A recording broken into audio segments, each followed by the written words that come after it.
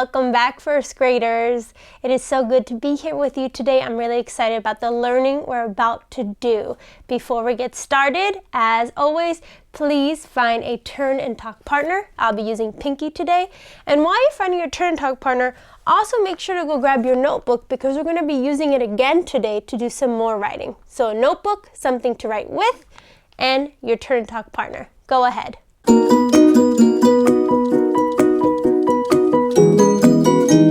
Okay, I need to tell you a story. So me and my husband, we live in a house and we were remodeling the bathroom. Remodeling means to fix it up, make it look nicer.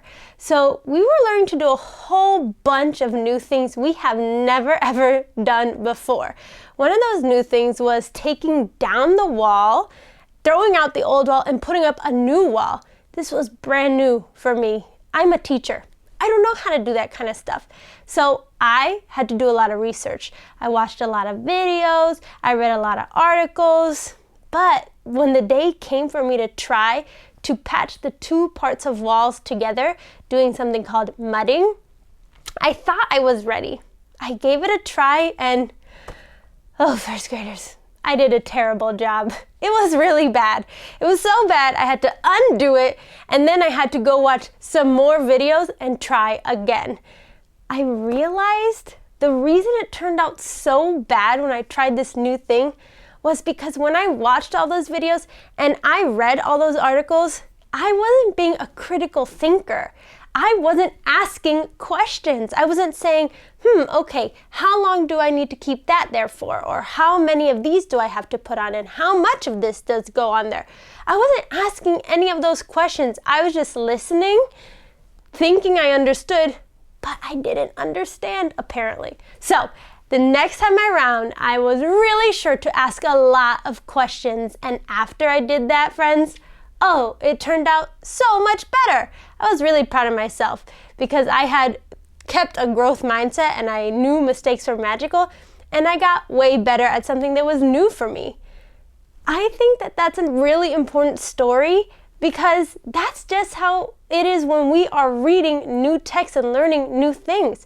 We have to ask questions, and that goes into our really big focus, our objective for our learning today. So let's read our objective. We're going to read it twice. You can read it with me. It says, I can ask questions before, during, and after reading to better understand the text. Let's read it again together. This time, make sure you read it with me. I can ask questions before, during, and after reading to better understand the text. Okay, so just like I explained to you guys my story about fixing the drywall, I want you to keep that in mind as to our big why today, our big purpose for why it's important to ask questions. The last few weeks, we're really focused on KWL charts, what we know, what we want to know, what we learned. But I noticed a lot of my students were still having a really hard time when we were reading books, telling me what they wondered. It was hard for them, and I want to hopefully make this easier for you guys by helping you guys understand why it's so important. Earlier, I talked about critical thinking. So one of the big purposes of school is to help kids be critical thinkers as they're growing up and going through life. So that means that you don't just listen to what people tell you, or you're just not reading and just getting information, but you're thinking really hard about it. You ask questions and you say, hey, does that make sense to me? That is such an important part of life, and it's something we can practice now, and it'll help us a lot throughout the rest of our lives. So that is why it's important for us to learn how to ask questions, because it's more than just in our books. It's for everything we encounter in life.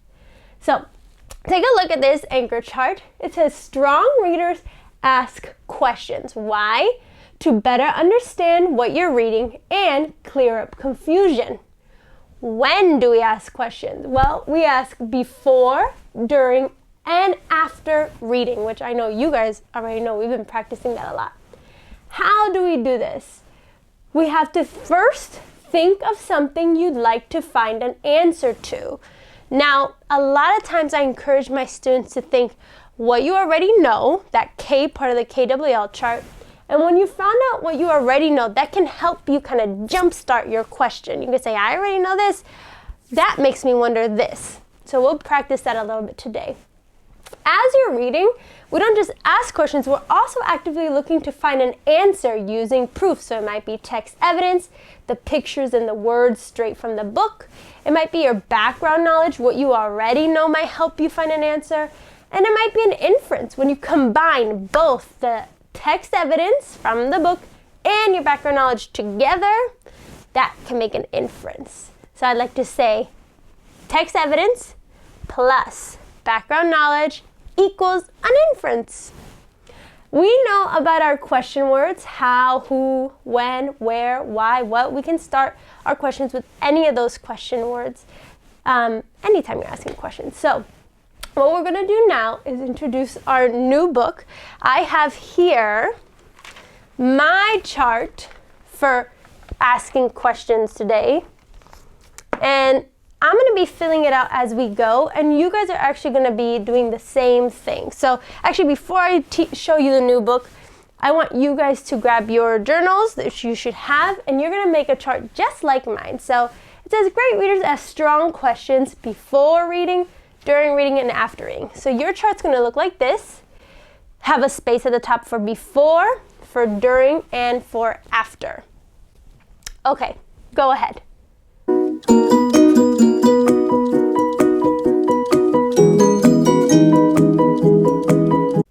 Okay, hopefully you've had a chance to make your own chart for asking questions before, during, and after reading.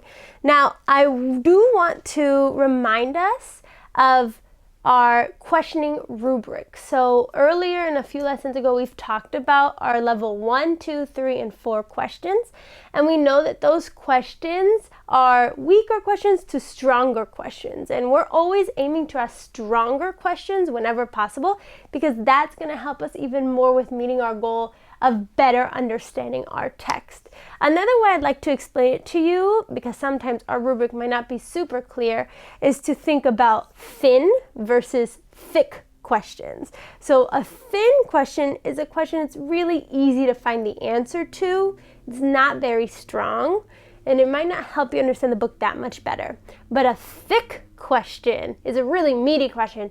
It's got a really great answer somewhere, and it really is going to help you understand the book even better. So keep that in mind. If the rubric is there, you can also think about thick versus thin questions. Okay, now without further ado, I'm excited to introduce to you our book, Chameleons Are Cool. This is a book by Martin Jenkins, illustrated by Sue Shields. Now, in order for us to start wondering about the book before reading, we're just going to explore the cover, the front, and the back cover. So, while you're looking at the front cover, I'm going to read the back cover to you. It says, open the pages of this book and see if you can resist these pocket-sized, bad-tempered, color-changing, swivel-eyed, snail-paced, long-tongued sharpshooters. Probably not, because chameleons are so cool. Another thing I want to tell you about chameleons before we open the book is that they are animals that live in Africa and on an island off the coast of Africa called Madagascar. That's where they are. So, having that in mind, I would like you to think, what are you wondering? What do you want to know about chameleons? If you already know something about chameleons, awesome. That's your background knowledge. That's your K. That's what you know. Now use that and jump off of that to create a question if you need to. One example I'll give you before you go ask your own questions is when I looked at the cover of this book, I knew that chameleons are colorful. I didn't know they were this colorful. So it's making me wonder, why are chameleons so colorful? Now, I wrote the letter C for chameleons because chameleons is a very long word. And writers, you don't need to focus on writing that long word every time today. So if you just want to write C instead also, that's totally fine. Okay, I'm going to add this to my chart, and I would like you to start asking 1 or 2 questions, or maybe 3, before reading questions. Go ahead.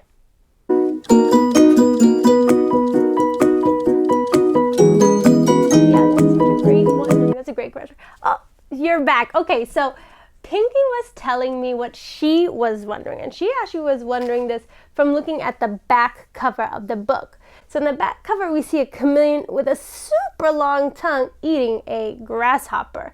So that made Pinky wonder, how do chameleons' tongues work?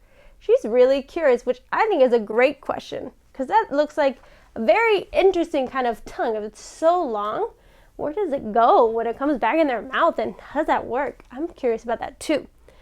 And then I wanted to build on top of Pinky's wondering. She wondered how their tongues work, but if I noticed that he's eating a grasshopper, that made me wonder, what else do chameleons eat? Do they only eat insects? I'm curious to see what the book will tell me. So now we have 3 questions before reading, and we're ready to jump in and get started. As we're reading, you can pause the video at any time that you have a question that you want to write down, and if not, I'll have a couple of stopping points within the book. Okay, here we go. Chameleons are cool. Chameleons are lizards, and lizards are reptiles, like snakes, crocodiles, and tortoises. There are about 4,000 kinds of lizards altogether, including around 120 different chameleons. Just over half of all the types of chameleons come from Madagascar, a big island off the east coast of Africa. Most of the others live in mainland Africa. Chameleons are cool. Some lizards eat bananas. Chameleons don't. Some lizards walk upside down on the ceiling. Chameleons can't. There's even a lizard that glides from tree to tree. A chameleon certainly wouldn't do that. But of all the different kinds of lizards, I still think chameleons are the best. Chameleons are cool. This says, gecko's toes are as sticky as Velcro. The flying lizard glides on wing-like flaps of skin. Iguanas don't just eat bananas. They love all sorts of fruits. It's not that they're all that big. The biggest is only about the size of a small cat. It's called Ocelots Chameleon, and it lives in Madagascar. They can be really, really small though. The smallest one could balance happily on your little finger. It's called the dwarf brucicea, and it lives in Madagascar too. Whatever their size, chameleons usually get sick and die if kept as pets. They're much better off left in the wild. In the wild means just outdoors and away from people. And I suppose you wouldn't exactly call many of them beautiful.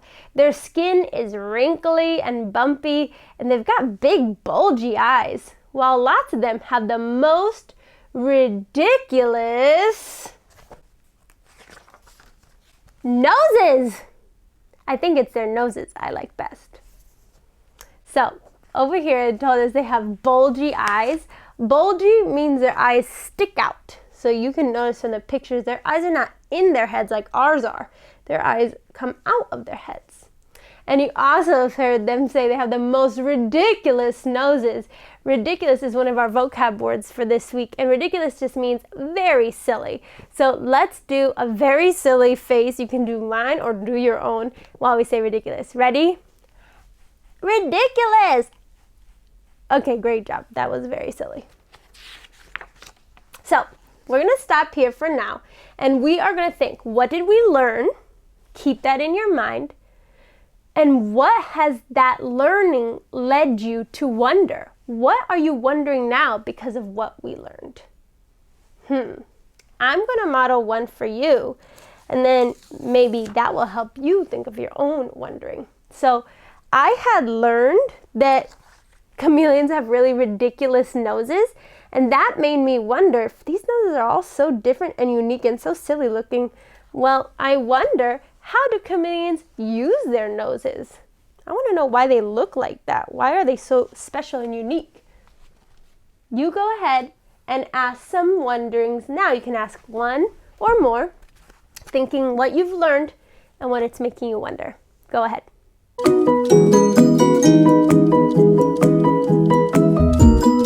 Okay, going on. I'm really excited to hear what some of you are wondering. I bet you have really good questions. I bet you're doing some really good critical thinking right now. Their mouths are pretty odd too. They turn down at the corners, which is why chameleons always look grumpy. And grumpy just means not happy. Actually, they don't just look grumpy, they are grumpy. So if two chameleons bump into each other, things can get pretty lively. Lively means exciting.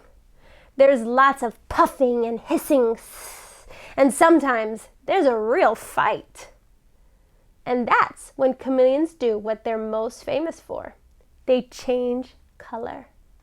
Here it says a chameleon will fight only with the same kind of chameleon as itself. I'm learning something. Leads me to a wondering. Lots of people think chameleons change color to match their surroundings. They don't. So surroundings are the places where you are, and it's all the people and all the things around you. So right now, my surroundings is my room and my closet and my easel, my stuffed animals. Those are my surroundings. What are your surroundings? Cool, take a notice. And we can say that word all together. We're gonna do this motion to show the things around us. Ready? Say surroundings. The things around us. Awesome job. So, chameleons, they change color when they're angry, or when they're too cold or too hot, or when they're sick. They don't change it to match their surroundings or the things around them. How interesting. And there are some sorts of chameleons that hardly change color at all. Okay, we're gonna stop again. What else have we just learned? What else are we wondering? I have one to get you started if you need the help. I wonder if changing colors helps chameleons feel better. The text told me they change color for lots of reasons. So does that help them feel better when they're angry or when they're scared or when they're sick? What are you wondering? Go ahead.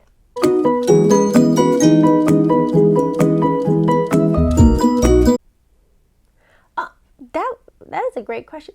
Oh, so Pinky was just telling me what she was wondering. She had noticed on this page that it said the chameleons will only fight the same kind of chameleon as itself. So her wondering was why? Why do chameleons only fight their same kind? That is a great question. Thank you so much. Okay, we're going to continue reading. I bet you came up with some really strong wonderings. As a rule, though, chameleons don't bump into one another all that often. I suppose it wouldn't be fair to call them lazy, but they certainly don't move any more than they have to. And when they do, it's almost always incredibly slowly. Sometimes they stop completely in mid-step, as if they've forgotten what they're supposed to be doing. But if you look closely, you'll see that they're actually carefully peering about.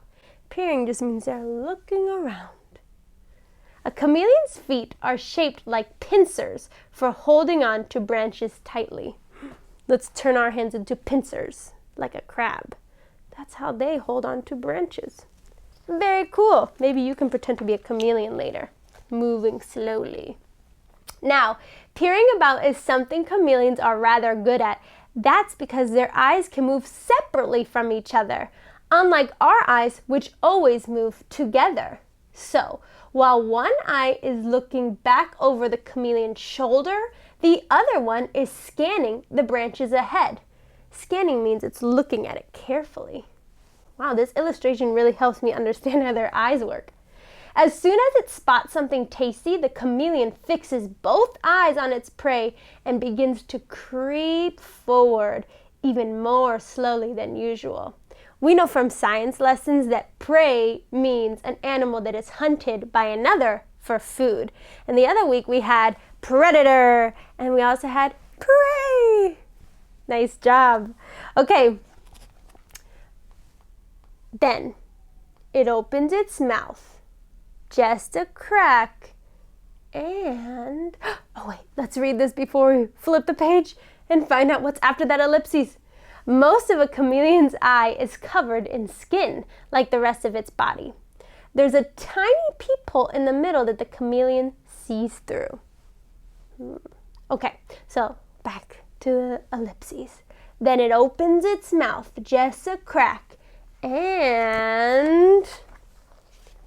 Thwap!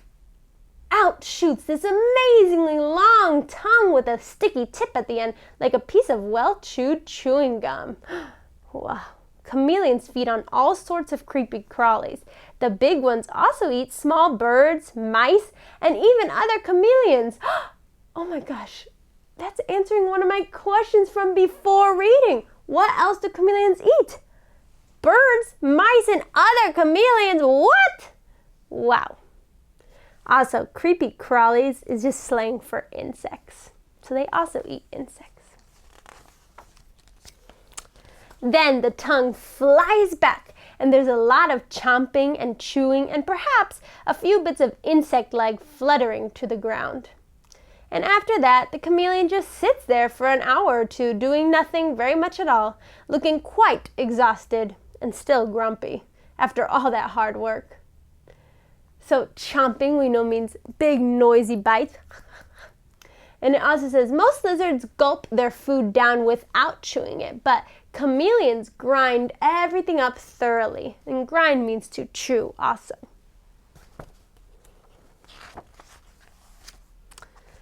And there you have it. How could you possibly resist a pocket-sized, bad-tempered, color-changing, swivel-eyed, snail-paced, long-tongued sharpshooter? If chameleons aren't cool, then I don't know what is. So a sharpshooter means they're very good at hitting a target with a weapon. So they're really good at hitting their prey with their tongue. They're sharpshooters. And I also said the word bad-tempered. Bad-tempered just means really grumpy. They get angry or annoyed really easily. And it seems that that's what chameleons are like. Awesome. Now at the end of this book, there's also an index. I could use it, remember, in ABC order to find a special word and what page it would be on. And we are done reading the book. But readers, we know our job isn't over. We've asked questions before, during, and now it's time for... That's right, after reading questions. So take a moment to think. What else have we learned? And what else are you wondering? I'll give you an example. I am wondering, when I read on the last few pages that the chameleons, they chomp their food, unlike other lizards that kind of eat it whole, they'll chew their food. So does that mean that chameleons have teeth? I want to know. Do chameleons have teeth? The book didn't tell me, but I can infer maybe they do. Or maybe they just munch it with their mouths. I don't know. So many questions. What are you wondering? Go ahead, you can write it down in your journal and tell your partner, or tell your partner first and then write it down.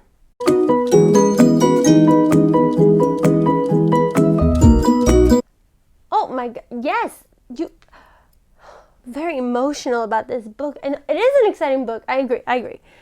Oh my gosh, Pinky is just like so excited about everything she learned about in this book, and she had an after reading wondering too. She really likes chameleons so much. She thinks they're so interesting, but she wants to know, why do chameleons only live in Africa? She's upset that they don't live here in Seattle because she would love to see some chameleons in the wild. I understand. I feel the same way.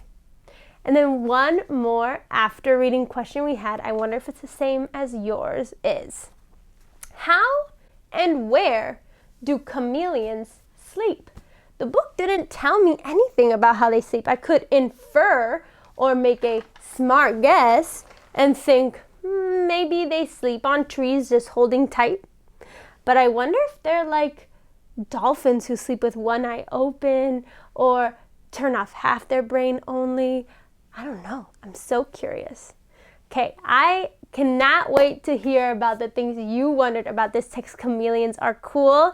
Remember, friends, our big purpose in asking questions is to think critically about the book and learn even more. We will next time think about our questions and decide what level 1, 2, 3, or 4 kind of questions that we come up with.